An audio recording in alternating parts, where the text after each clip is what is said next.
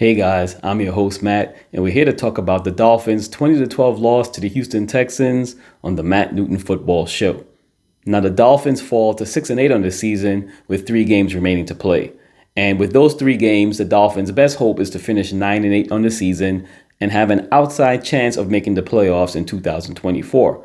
While that is still not likely the case, it still gives the Dolphins players and fans something meaningful to play for, I guess, in the December and January months. Now, the Dolphins have some things to figure out at the end of the season, but before we leap ahead to that, we have to talk about what happened in this game. The Dolphins offense once again scored 12 points on the road against a good team, a playoff caliber team, and some of those narratives that have been present for Mike McDaniel still persist going into the end of the 2024 season, which is the Dolphins have problems beating good teams on the road. And as we can tell from this game, being that it was in a dome in a controlled environment, it has very little to do with the weather at this point. It seems as though it has to do more so with the Dolphins playing against good teams first and foremost. And also later in the season, in the December months, the Dolphins usually sustain a bunch of injuries in which it makes it very difficult for them to overcome the type of adversity that they would need to beat some of these good teams. So those narratives still persist, and the Dolphins still have an opportunity to address some of those narratives before this season ends. I think the Dolphins still have to go on the road against Cleveland and against the New York Jets. So those 2 teams are out of playoff contention. So we'll see if the Dolphins can compete against non-playoff teams on the road in December. That's something that Dolphin fans are very curious about. I know I myself am curious about it. The Dolphins narratives will continue unless they do something to dispel them. But at this point in time, we haven't really seen a lot of signs that that is going to happen. As far as the Dolphins offense is concerned, this game couldn't have went any worse for Tua Tagovailoa. He had 4 turnovers in total, 3 interceptions, 1 fumble. 2 of those interceptions were in the red zone where the Dolphins had an opportunity to score points. So it just wasn't his day. And, people say, oh, well, if Tua doesn't play at his best, the Dolphins can't win. And that's not true. We've seen over the years that the Dolphins defense had played well enough so that Tua wouldn't have to score a whole lot of points. We saw the Buffalo game last year in Miami. We've seen some games where the Dolphins offense didn't play well against the Dallas Cowboys. They kicked a lot of field goals, but they were still able to win the game. So there were times when Tua Tagovailoa didn't have to play at his best and the Dolphins were able to win. But at the same time, the Dolphins need Tua to play very good football without turning the ball over much in order for the offense to have a chance to win the game. And putting the ball on the ground and throwing 3 picks is just, you're not going to win too many games like that. Let's just face it. No matter how good of a team you are, 4 turnovers not just take points away from you, but they also sometimes hand points over to the opponent. So it's just a hard way to win the game when you have a negative turnover ratio. And right now, that's what the Dolphins had versus the Houston Texans, which played a big role into them losing the game. Now, Tyreek Hill wasn't great either. Against Derek Stingley, the Tua threw 2 interceptions going to Tyreek Hill versus Derek Stingley, in which he intercepted. So clearly, he won that matchup on the day. And for Tyreek Hill, who was the number 1 player in the NFL top 100, that wasn't a great showing for him. Now, the last interception was a bit underthrown, but it was a contested catch that if Tyreek Hill gets both hands on his ball, he is supposed to be able to win that matchup against Derek Stingley Jr. and pull down that contested catch for his quarterback. Tua said after the game that it wasn't a great ball, that it was slightly underthrown. He had to put it out there for Tyreek. And there's some truth to that. The ball could have been thrown a little bit further down the field to get Tyreek Hill an opportunity to run underneath the football before the safety came. But again, you get 2 hands on the ball in the NFL, you have to fight for the ball like your life depends on it. And Tyreek Hill, didn't really fight as much as you would have liked, or Derek Stingley Jr. just fought harder and won the fight. So regardless of how you look at it, the Dolphins' 2 top highest paid players on their team, which is Tua Tagovailoa and Tyreek Hill, in a key moment that the season is depending upon, just couldn't get it done. And, this is the kind of thing that makes you think about the coaching and the leadership on the team. How much ownership does the players have? How much does the coaching staff insist on excellence from their star players? Is the environment a little bit too relaxed for them to be, really serious about their craft? So, those are kind of things you have to examine probably after the season is over. But when you need your top two highest paid players on your team to make a play against a playoff caliber team, you want them to make that play. Or else, why are they paying them that much money if they're not going to make that play? And let's face it, all due respect to the Houston Texans, they're not even the elite of the NFL, right? I mean, they are a good team. They went to the playoffs last season. I believe they won the division. They're on track to win the division again this season. But, we don't really put them in the same class as maybe the Kansas City Chiefs and the Baltimore Ravens and the Buffalo Bills. They seem like they're a little, at least a tier below those teams.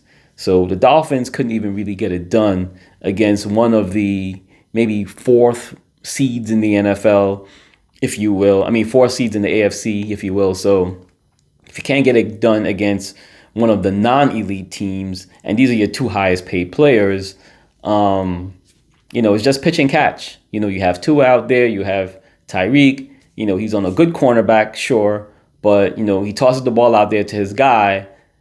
Tua threw the ball well to Tyreek Hill over the last couple of seasons.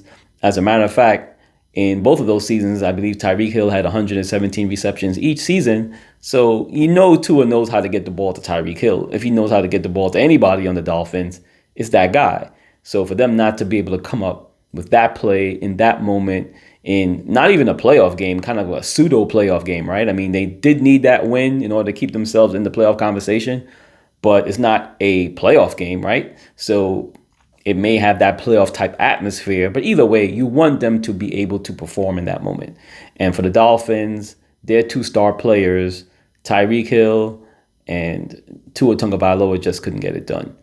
And the offensive line didn't play well either. I mean, Liam Eichenberg had a pretty bad game. The replacement right tackle, he pretty much got abused by the defensive line of the Houston Texans. So they really couldn't get the running game going on the right side. The left side wasn't as bad. Robert Jones, he did have a big penalty in the game.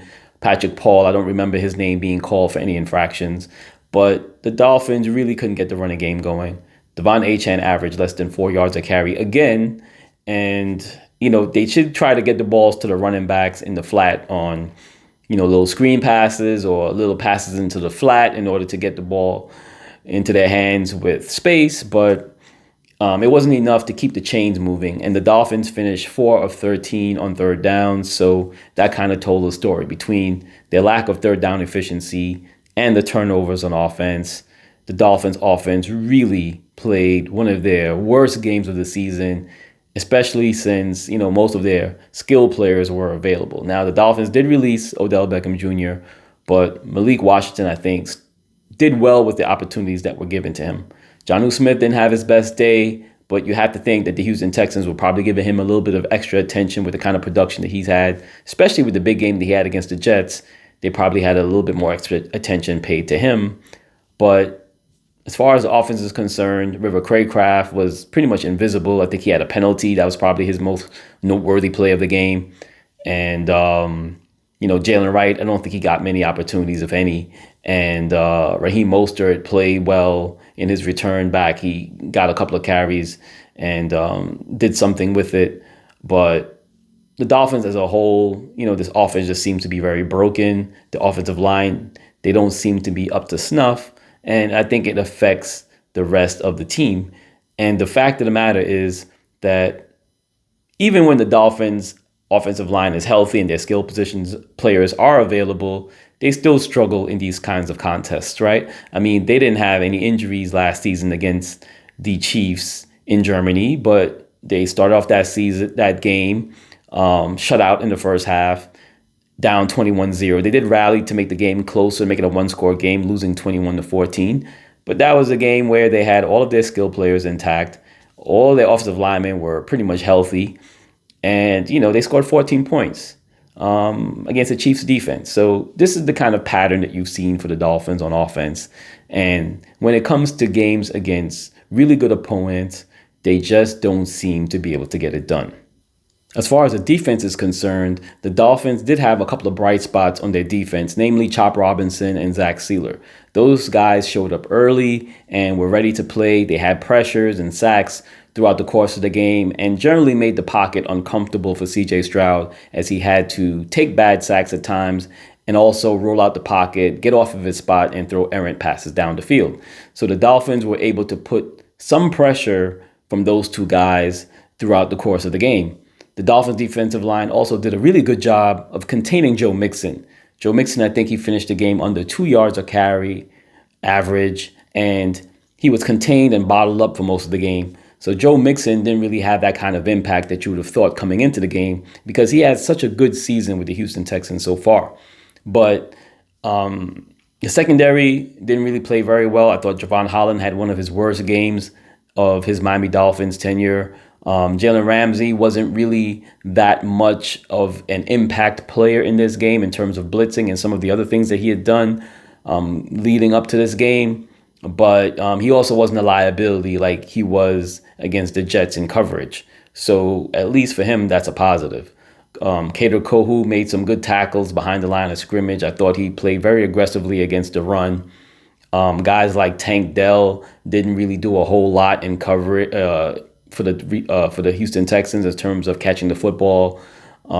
Nico Collins did finish with 2 touchdowns, but I think one of those was in zone coverage on a scramble drill in which CJ Stroud was able to get him the ball in Anthony Walker's coverage area. So, you can't really blame the defense for that. Sometimes it's hard to contain these players, these very athletic players, once they get into the scramble drill and the defense breaks down because the quarterback has so much time to throw. So, you can pardon that touchdown, but the Dolphins defense was also put in very compromising positions in terms of the turnovers deep in their own territory, which gave the Texans offense the ball in favorable positions to score touchdowns. Now, the Dolphins one time held them to a field goal, so that was very good. They made a stand to try to keep the game close early on, but, after 4 turnovers, it's just so much the defense can do before it eventually gives up some field position or gives up some points. So the defense, I thought they played well outside of a few guys. Jordan Poyer didn't really have much of an impact, but again, he wasn't that much of a liability either.